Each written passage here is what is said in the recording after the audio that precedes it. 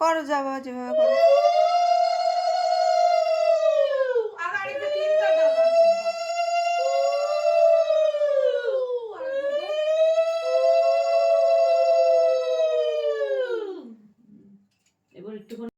Hello everyone, কেমন আছো তোমরা সবাই? আশা করি তোমরা সবাই খুব ভালো আছো। আমিও খুব ভালো আছি। আজকে কিন্তু একটা অন্যরকম দিন। আজ ছিল আমার প্রথম আইবুড়ো ভাত, আর সেটা শুরু হয়েছিল আমার ছোটো মামার বাড়ির থেকে। তো দেখো এখানে মামা আমাকে আশীর্বাদ করে নিল।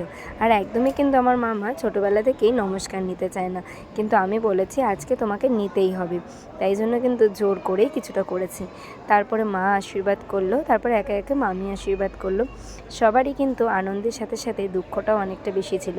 বিশেষ করে আমার মার তো খুবই দুঃখ ছিল। তো যাই হোক, কিছু তো করার নেই, এটাই তো সব মেয়েদেরকেই করতে হয়। তো যাই হোক, তারপরে দেখো মামিও আশীর্বাদ করে নিল।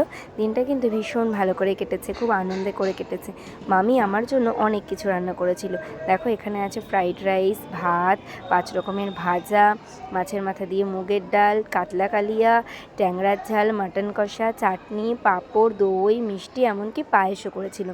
আর সবথেকে বেশি ভালো লেগেছিল তো এই শাড়িটা। ভীষণই সুন্দর একটা শাড়ি দিয়েছিল মামি, এবং মামিকে আমি বলেছি যে পরে আমি এই শাড়িটা পরে তোমাকে দেখাবো। তো দেখো ভীষণই সুন্দর ছিল। তারপরে কিন্তু আমি আস্তে আস্তে খেলাম। এবার এত খাবার তো আমি কিছুতেই খেতে পারবো না, এবার আমার খাবারও কেউ খেতে পারবে না, কি মুশকিলে পড়া গেল বলো তো। তারপরে কিন্তু আমার ভাই বোনেরা খেতে পারবে বলে ওরা আমার সাথে খেয়েছিল। এভাবেই আজকের আমার দিনটা শেষ হয়েছিল। এরপরে কিন্তু আরও সুন্দর সুন্দর ব্লগ আসছে। যারা যারা এখনও আমার চ্যানেলটা সাবস্ক্রাইব করেনি তারা কিন্তু ঝটপট করে নাও। এরপরে কিন্তু বিয়েরও ব্লগ আসবে। আজকের ব্লগটা কেমন লাগলো সবাই কমেন্ট করে জানিও। সুস্থ থেকো, ভালো থেকো, টাটা।